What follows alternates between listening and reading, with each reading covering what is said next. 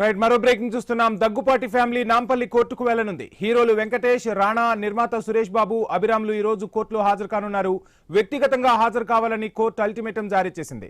Deccan kitchen హోటల్ను GHMC సిబ్బంది, దగ్గుపాటి ఫ్యామిలీతో పాటు కొందరు బౌన్సర్లు కలిసి అక్రమంగా కూల్చివేయడంతో పాటు అక్కడ ఉన్న సామాగ్రిని దొంగిలించారని హోటల్ యజమాని నందకుమార్ నాంపల్లి కోర్టును ఆశ్రయించారు.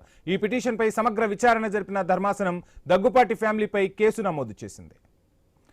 ఇదే అంశానికి సంబంధించి ఫుల్ డీటెయిల్స్ మా ప్రతినిధి ప్రవీణ్ అందిస్తారు. ప్రవీణ్, చూస్తున్నాం మొత్తంగా ఈ రోజు దగ్గుపాటి ఫ్యామిలీ కోర్టు ముందు హాజరు కాబోతున్నట్టుగా తెలుస్తుంది.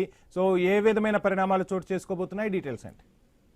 Thank you Vamsi. అయితే నాంపల్లి కోర్టుకు టాలీవుడ్ హీరో దగ్గుపాటి వెంకటేష్ తో పాటు దగ్గుపాటి రాణా, నిర్మాత సురేష్ బాబు, అభిరామ్లు కూడా కోర్టుకు హాజరు కాబోతున్నట్టుగా తెలుస్తుంది. ఈ రోజు వ్యక్తిగతంగా హాజరు కావాలని అల్టిమేటం కూడా కోర్టు జారీ చేసినట్టుగా తెలుస్తుంది. ఈ రోజు కోర్టుకి ఇచ్చే తీర్పు కోసం సర్వత్రా ఉత్కంఠ అయితే రేగుతుందని తెలుస్తుంది. దక్కన్ కిచెన్ హోటల్ ను జిహెచ్ఎంసీ సిబ్బంది మరియు దగ్గుపాటి ఫ్యామిలీతో పాటు కొందరు బౌన్సర్లతో కలిసి 2022 నవంబర్ 13వ తారీఖున అక్రమంగా కూల్చివేయడంతో పాటు అక్కడ ఉన్నటువంటి సామాగ్రిని మొత్తం దొంగలించారంటూ కూడా హోటల్ యజమాని నందకుమార్ మొత్తం 2024 జనవరిలో నాంపల్లి కోర్టును ఆశ్రయించారు. ఈ పిటిషన్ పైన నాంపల్లి కోర్టు సమగ్రంగా విచారణ జరిపి కోర్టు స్వయంగా దగ్గుపాటి ఫ్యామిలీ పైన కేసు నమోదు చేయడం జరిగింది. కానీ దగ్గుపాటి బ్రదర్స్ కోర్టు కేసును లెక్క చేయకుండా మరోసారి 2024 మార్చిలో నందకుమార్ హోటల్ బిల్డింగ్ లోని భారీ సంఖ్యలో వ్యక్తిగత స్పాన్సర్లను ఉపయోగించి పూర్తిగా నేలమట్టం చేశారంటూ కూడా హోటల్లో ఉన్న కోట్ల విలువైన సామగ్రిని దొంగతనం చేశారంటూ కూడా దీనిపైన నందకుమార్ మరోసారి ఫిలింనగర్ పోలీస్ స్టేషన్ లో దగ్గుపాటి ఫ్యామిలీ పైన ఫిర్యాదు చేశారు. కానీ ఈ ఫిర్యాదు పైన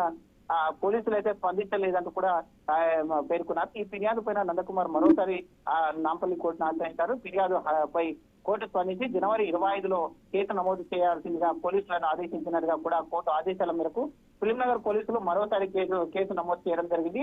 ఆ యొక్క కేసు ఆధారంగానే అయితే 10 నెలలుగా ఈ కేసు ఎలాంటి విచారణ జరపకుండా ఫిలింనగర్ పోలీసులు కాలయాపన చేస్తున్నారంటూ కూడా నందకుమార్ ఆరోపిస్తున్నారు. పోలీసు న్యాయ వ్యవస్థలను డబ్బు పలుకుబడితో నిర్వీర్యం చేస్తున్నారంటూ కూడా దగ్గుపాటి ఫ్యామిలీ ఆ రోజు అనగా అయితే జనవరి 9న కోర్టుకు హాజరు కావాల్సింది. కోర్టు ఆదేశాలు పాటిస్తూ హాజరవుతారని, కాకపోతే కోర్టు తీసుకునే తదుపరి చర్యలకు దగ్గుపాటి ఫ్యామిలీ పలుకుబడితో కోర్టు ధిక్కరణ గురవుతారా అంటూ కూడా తెలుస్తుంది. అయితే ఈ రోజు ఈ కేసు ముగింపు పలికేనా? గతంలో పలుమార్లు నోటీసులు అందినా కూడా గైర్హాజరైనటువంటి దగ్గుపాటి ఫ్యామిలీ ఈ రోజు నాంపల్లి కోర్టులో వ్యక్తిగత బాండ్లను సమర్పించేందుకు హాజరు కానున్నట్టుగా కూడా తెలుస్తుంది. అదేవిధంగా గతంలో వ్యక్తిగత బాండ్లను దగ్గుపాటి ఫ్యామిలీ తరఫున లాయర్లు సమర్పించగా తిరస్కరించినటువంటి కోర్టు ఈ రోజు ఈ యొక్క తీర్పు పైన అయితే ఉత్కంఠ అయితే నెలకొల్తుందని తెలుస్తుంది. Right, thank you.